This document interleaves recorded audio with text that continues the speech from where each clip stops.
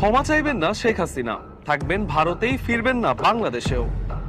জুলাই আন্দোলনের পর ক্ষমতা হারানো স্বৈরাচারী সাবেক প্রধানমন্ত্রী শেখ হাসিনা প্রথমবারের মতো বক্তব্য দিয়েছেন কোনো গণমাধ্যমে।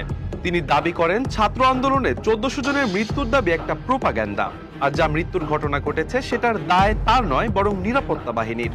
ব্রিটিশ বার্তা সংস্থা রয়টার্স ও সংবাদ মাধ্যম দ্য ইন্ডিপেন্ডেন্টে আওয়ামী লীগের নিষিদ্ধ নির্বাচন ও তার বিরুদ্ধে গঠিত হওয়া গণহত্যার বিচারের বিষয়ে বক্তব্য দিয়েছেন শেখ হাসিনা। দ্য ইন্ডিপেন্ডেন্টকে হাসিনা জানিয়েছেন কোনোভাবেই ক্ষমা চাইবেন না তিনি।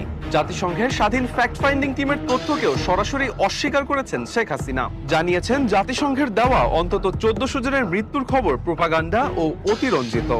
তার দাবি জুলাই মাসে তার সরকার জনগণের ক্ষতি কমাতে বিভিন্ন পদক্ষেপ নিয়েছিল।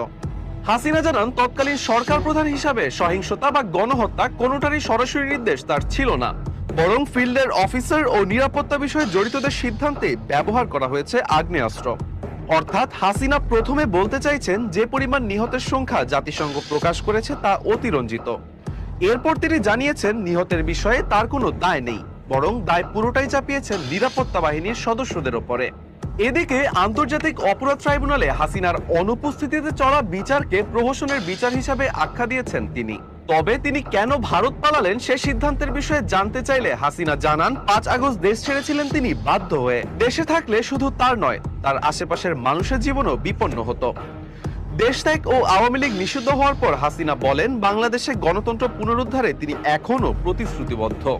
রয়টার্সের সাক্ষাৎকারে শেখ হাসিনা দাবি করেছেন আওয়ামী লীগ নিষিদ্ধ করার কারণে আগামী জাতীয় নির্বাচনে লাখ লাখ আওয়ামী ভোটার ভোট দিবেন না। হাসিনা বলেছেন তার দেশে ফেরা এখনো পরিকল্পনায় নেই। আওয়ামী লীগকে বাদ দিয়ে গঠিত সরকারের অধীনে দেশে কোনোভাবেই ফিরবেন না তিনি।